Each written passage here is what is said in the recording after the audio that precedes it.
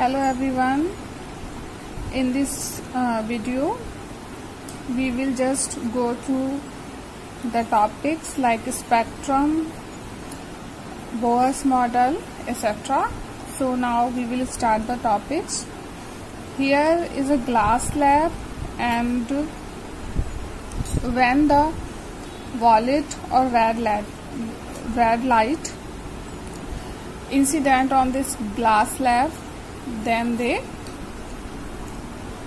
deviate from their path, and their bending or deviation depend upon their wavelength. So this violet color deviates the most as it have the high frequency, and the red color deviates least as it has low frequency, right? So it is a picture to show that the light of high frequency will deviate the most and light of low frequency deviate the least. Now when we pass the white light through a prism, as we know white light consists of a 7 color, and the sequence of the 7 color we learned with the help of Vibgyor. So when we pass the white light through a prism, the dispersion of the white light takes place and it is split into 7 colors. And on splitting the red color, as it deviates the least, it is here because it has low frequency, and the violet color deviate the most as it has the high frequency, right? Now we see that in the dispersion of light there is no separation line between the each color, right? Here we have the variation in blue color, we have also the variation in green color, in red color also, but there is no line of separation that we can see that this color stops here and other color start from here. So because there is no recognizing line present here, so it is known as a continuous spectrum. So because of this continuous progress of these colors, this spectrum is known as continuous spectrum. Okay, now we will go for the next term.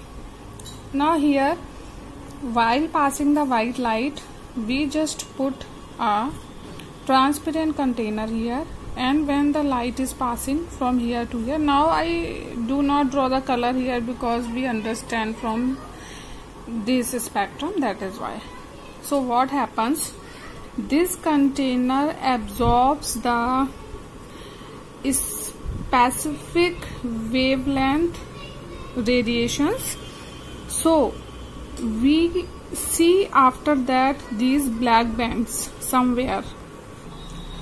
So because this material absorbs the specific wavelength radiations from the spectrum, so after the absorption of those rays, we just observe or get that black lines in place of that range, right? So because this spectrum is formed after the absorption of some specific wavelength rays or radiation, so it is called absorption spectrum, right?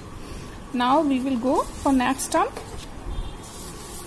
Now what we will do, now we will excite the molecules of the gas or the air present inside this transparent or empty container, as we were not excited it in first case. So what will happen when we excite these molecules present inside this container, then what will happen, these molecules will emit some radiations, and which we can see on this screen, and the energy of the each ray or radiation will equal to, because the energy will be in the form of the energy packets, that is photons, and that will equal to the Planck constant into frequency of that particular wave. Okay, so what we see after the emission from the molecules, we just see these spectrum on the screen. So like this bright spectrum on the screen. So this is known as the emission spectrum. So the first spectrum was due to the absorption, so it was called the absorption spectrum. Now this is due to the emission, so it is known as the emission spectrum. And this spectrum is also known as some other names also, that is line emission spectrum and atomic spectrum. Okay. Now line spectrum and emission spectrum, it is specific for the specific material, not same for all. Absorption spectrum, emission spectrum, these are specific for the specific material. These are not, the result will be not same for all materials as we are studying here. Okay. Now a branch of physics that deals with the study of the spectra is called spectroscopy. Okay, so under which branch of the physics we study all types of this spectrum is known as what? Spectroscopy. We will take Bohr's model later, not now. Now we will go for next topic, that is line spectrum of hydrogen first. So what is line spectrum of hydrogen? So when we pass the electric discharge through a hydrogen gas, then what happen? The hydrogen molecule dissociate, and when they dissociate, they emit electromagnetic radiations, right? So when these radiations pass through the prism, they produce line spectrum or emission spectrum, which we studied just now. Now the scientist named John Jacob Balmer just use this experiment to show their experiment. So what is this? Here is a line spectrum on which several colors are here on the screen, that is somewhat red, similar to red, blue, these colors, which is from the visible spectrum. So these are visible, and infrared rays, ultraviolet rays, these are not come under the visible spectrum because these are of higher wavelength. So what happened?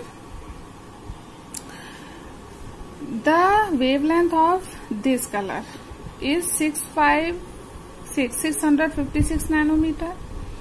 For this is 486 nanometer. For this color is 434 nanometer, and for this 410 nanometer. This series called the Balmer series. Now Balmer gave the common formula for all wavelength. So for calculating the wavelength, he gave the formula, that is 1 by lambda is equal to 109677, 1 by 2 square minus 1 by n square per centimeter, where n can be 3, 4, 5, 6 and so on up to infinity. Then what will happen? For the calculation of the wavelength of this one, what we will do, we will put the value of n as 3 here, and after the calculation we will get the same value like this. For the calculation of wavelength of this ray or wave, we will put the value of n 4 here in this formula, and we will get the same value as this. And for this we will put 5, for this we will put 6, and so on. Okay. Now, after the Balmer, so many scientists come into the picture for the discovery of the spectrum. So, as the scientists discovered their spectrum, their series, so that series named after those scientists. That it was only the visible spectrum, and after that the rays were infrared rays or the ultraviolet rays. So it was the Lyman series which is discovered by the Lyman. This was Paschen series, this was Beckett series. And what were the similarity between the all series? It was just noticed or discovered by the Robert Rydberg. Okay, so how or what experimental value Rydberg discovered, we will see that. Now Rydberg discovered a general formula for all the waves, that is for calculating the wavelength of a particular wave from this pattern or this series. So what he did, he just give the formula, that is 1 by lambda will equal to 109677, that is the same value as the Balmer value, and now it is converted as 1 by n1 square, that it was 2 square in Balmer series, minus 1 by n2 square per centimeter, where n1 will equal to 1, 2, 3, 4, 5 and so on, and n2 will equal to n1 plus 1, n1 plus 2 and n1 plus 3. Now if we want to calculate the value or wavelength for a particular wave or a ray, then what will we do? For n1 we will take the value 1, then it will represent the Lyman series. When value of n1 is 2, then it represents the Balmer series, and when the value of n1 is 3, it represents the Paschen series, and when the value of n1 is 4, it will represent the Beckett series. So when the value of n1 is 1, then it will be what? Lyman series. So what we will do, we will put 1 in place of what? n1. Then for n2 what we will do, that is n1 plus 1. So what is this? See here. So here value of n2 will be 2, then 3 for this ray, 4 for this ray, 5 for this ray. And when the n2 value of n2 for this is, because for Balmer series we are taking value of n1 as 2. Okay, so what will be the n2? n1 plus 1, so it will be 2 plus 1, so it will be what? 3. So Balmer series start with 3, 4, 5, 6 and so on. In next we are taking the value of n1 as what? 3 here. Okay, for Paschen series. So the value of n2 will start from 4, 5, 6, 7, and for this the value of n2 we will start as 5, 6, 7, 8 and 9. So after putting the values we can calculate the wavelength of several waves here. Now we will go for the Bohr's model for hydrogen atom. Now Bohr said that electron revolve in a fixed orbit with fixed energy. As Rutherford only gave the idea about the atom and the nucleus of the atom, but he did not explain about the orbits. But Niels Bohr tried to explain about the orbits in which what electron revolves.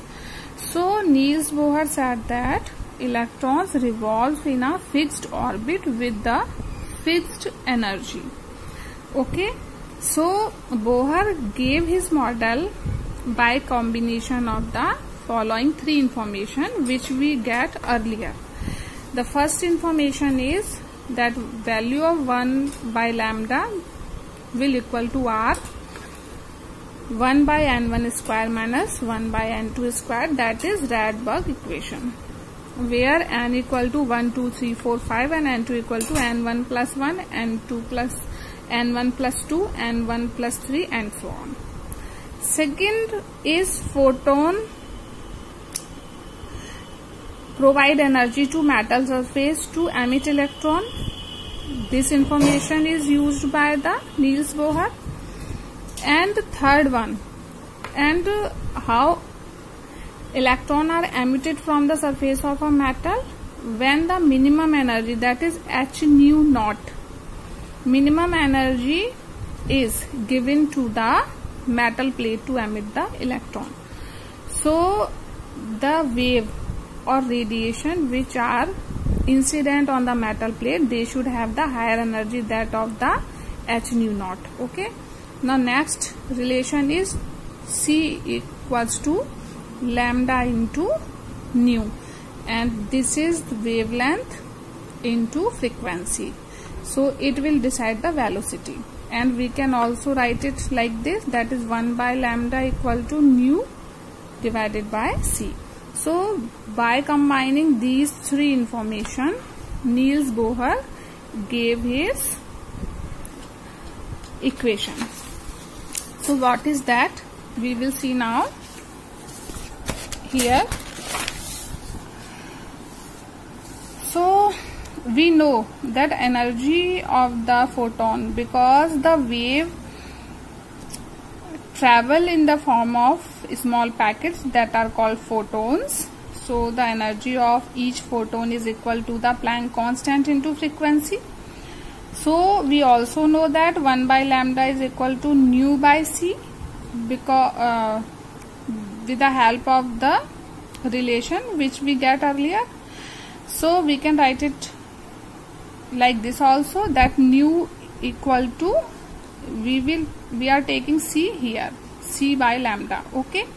Now what we will do, we will replace the value of nu from this value. So what we will get? We will get hc by lambda, or we can also write it hc into 1 by lambda. Now we will replace the value of 1 by lambda here, as we get the value what?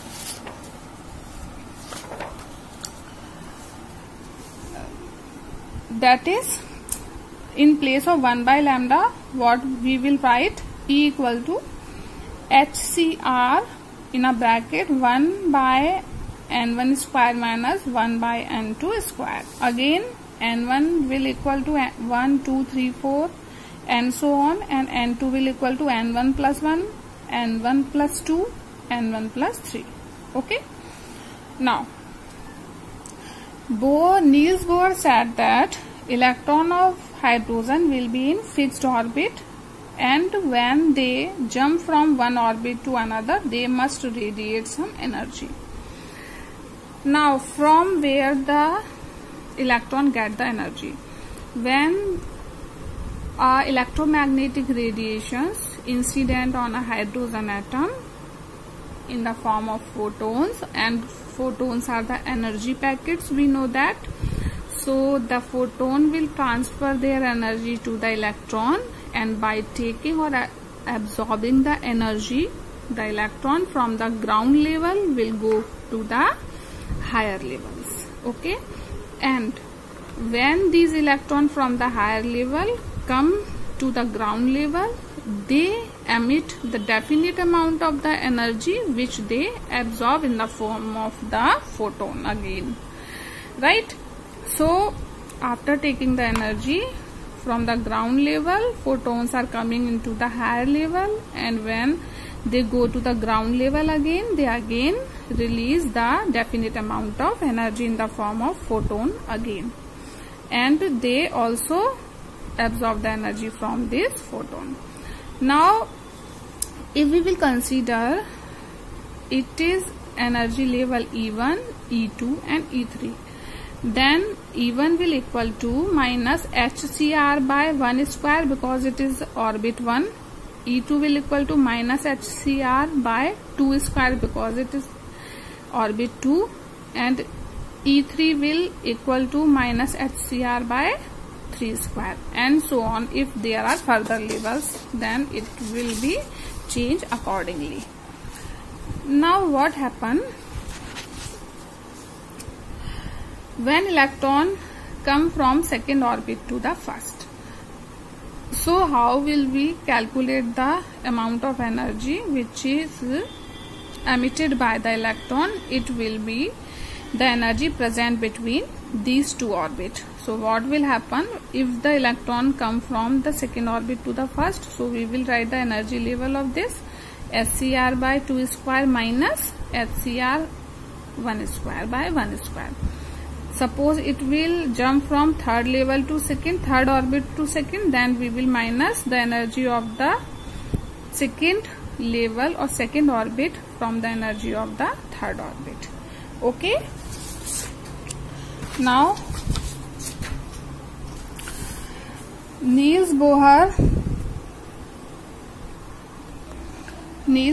gave the formula in general for n orbits. These are not now 1, 2 or 3 orbit, it is for n orbit. So En will equal to minus HCr by n square. So where n can be 1, 2, 3, 4 and so on, and n is known as principal quantum number. Okay. Now after the mathematical calculation, Niels Bohr found the value of E as minus 13.6 electron volt. So the energy of the first orbit will be minus 13.6 electron volt. Energy of the second orbit will be minus 13.6 electron volt by 2 squared because it is for second orbit. So we will take n as 2 here. So and the energy of the third orbit will be 13.6 by 3 square electron volt, and so on. We can calculate it. Now suppose an electron move from orbit 2 to orbit 1, then difference in their energy will be calculated by delta E. That is, change in energy will be E2 minus E1. We know that. Now the energy is equal to the Planck constant into frequency of that wave. So h nu will equal to the E2 minus E1, and we can also write it nu will equal to the E2 minus E1 by h, and this relation is known as at Bohr's frequency rule, right? Bit calculated by the Niels Bohr is approximately 52.9 picometer. And in general, when we want to calculate the radius of the n orbit, then it will be Rn will equal to n square R1. So it is a radius of the first orbit. So we will use this value. So n square, it can be 1, 2, 3, any number in which orbit electron is, or we want to calculate the radius of the particular orbit. So it will change accordingly into 52.9 picometer. So like this we can calculate the radius of other orbits also. Now Niels Bohr also told that the electron, because they move in a rotational pattern, they do rotation, so they have angular momentum. This angular momentum in class 11th you will study in the physics, and most of the topic which we are studying here, you will study these topic in your physics also. So it will be better understandable by you later on. Okay, now we will not go for the derivation of these formulas, we will only understand them. So the electron will have the angular momentum because it is revolving in a rotation. So that will be ln equal to nh by 2 pi. So it is a relation which we have to learn only.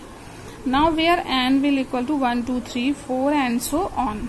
Now what is the limitation of the theory of the Niels Bohr? That is, this theory was for hydrogen atom, and we know hydrogen atom has only one electron. So this theory is applicable for those atoms which have one electron.